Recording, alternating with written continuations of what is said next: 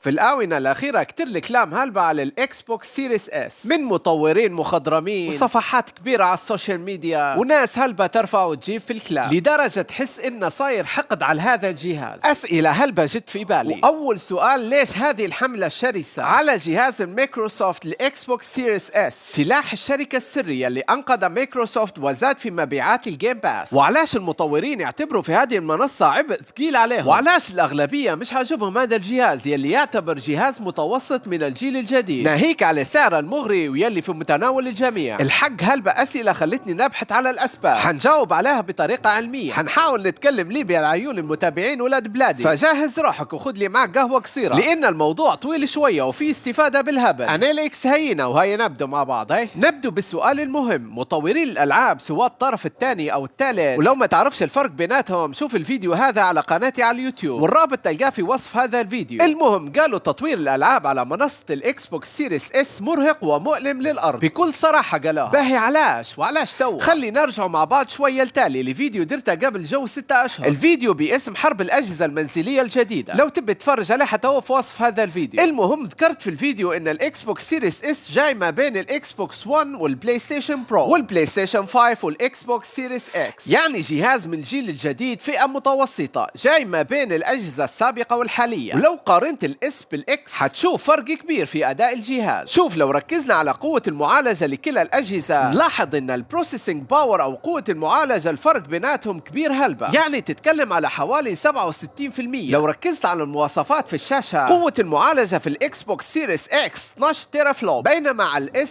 4 تيرا فلوب، رغم ان اغلب اللاعبين مش ملاحظين الفرق او تقدر تقول مدارين الحولة، بس متأكد ان لو جربوا اداء الاكس مش حيرجعوا للاس مرة تانية. مع هذا الجهاز نال رضا اغلب المستخدمين، وهذه حقيقة الحق، هو صغيرون بس جبار ويعطيك شعور ان عندك جهاز جيل جديد وتقدر تلعب العاب جديدة والقديمة نوعا ما بأريحية، مع بعض المشاكل المتعلقة بالدروب في الاطارات وتقطيع في الشاشة احيانا، بس الاغلبية مستريحين معه وعجبهم. نرجع لسؤالنا: ليش في الوقت هذا بالتحديد المطورين كلها تشكي من هذا الجهاز تحديدا؟ ونبدو بأول شيء: الديسبلاي فيرسس البرفورمانس، العرض مقابل الأداء. بما أن الإكس بوكس سيريس اس أرخص بهلبة مقارنة بسعر الإكس، إلا أن الإس يعمل بمواصفات أقل بكثير من الإكس. نعطيك مثال: الإس يعرض في محتوى على ال 1440 بكسل بدل ال 4K على الإكس، وهذا الانخفاض في القوة يخلي في المطورين ياخذوا وقت أطول حتى تعمل ألعابهم على كلا المنصات. لسوء حظ الإس هذا حيأثر على المحتوى في اللعبة، يعني حيخسر شيء لصالح شيء ثاني، بمعنى لو استوديو يبي اللعبة تعمل بشكل سلس بيضحوا بالرسومات، ولو أرادوا صورة أوضح لمنح أفضل تجربة فبتجي على الفريمات. وهو الحق في الحالتين اللعبة حتكون قابلة للعب، بس نحكي لك كيف المعاناة اللي يعاني منها المطورين لإنتاج لعبة على هذه المنصة. في تصريح للفنان التقني لي ديفونارد يلي يخدم في استوديو روك ستيدي يلي خدم على ألعاب زي باتمان، أركم أسالم، أركم سيتي وأركم نايت وغيرهم، قال: أتمنى أن يفهم اللاعبين معنا 60 إطار في الثانية من جميع النواحي، وأولها أن في أشياء حتخسرها وتضحي بها في سبيل تخلي اللعبة تعمل بشكل أسرع، مع الأخذ في الاعتبار أن لدينا منصة من الجيل الحالي ليست أفضل من الجيل الذي قبله. وهذا اقتباس من اللي هو قاله. نجولي تصريح ألكسندر باتاغيليا أحد التقنيين داخل ديجيتال فاوندري، وهذا اقتباس من كلامه: لقد سمعنا من أكثر من مطور على أن منصة الإكس بوكس سيريس اس أن عملية تطوير الألعاب عليها مؤلم جدا، والسبب ليس وحدة المعالجة المركزية السي بي يو ولا وحدة الرسومات الجي بي يو، المشكلة تكمن في ذاكرة الجهاز الميموري، فلهذا بات ضروريا على المطورين استيعاب هذه المنصة الصغيرة والتأكد من أن اللعبة ستعمل عليها بالشكل الصحيح. لهذا عملية تطوير الألعاب على هذه المنصة مرهقة للمطورين، والحق هذه الأزمة مش وليدة اللحظة، هي من زمان من بداية الجهاز نفسه. هذا يلي اكتشفته من عملية البحث، وشركة مايكروسوفت حاولت أكثر من مرة حل هذه المشكلة من خلال إصدار مجموعة أدوات تطويرية وبرامج مساعدة، وآخر مرة كانت في يونيو من هذه السنة، وادعت شركة مايكروسوفت أنها ستمنح المطورين المزيد من المرونة حتى يقدروا يتحكموا في ذاكرة الجهاز، آملين أنهم حيحسنوا أداء الرسوم رغم محدودية الذاكرة. وبالرغم من شكاوي المطورين طيلة السنة ونص اللي فاتت، باعت مايكروسوفت أجهزة الاس أكثر من الاكس، وزادت مبيعات الجيم باس، والسبب كان الاكس بوكس سيريس اس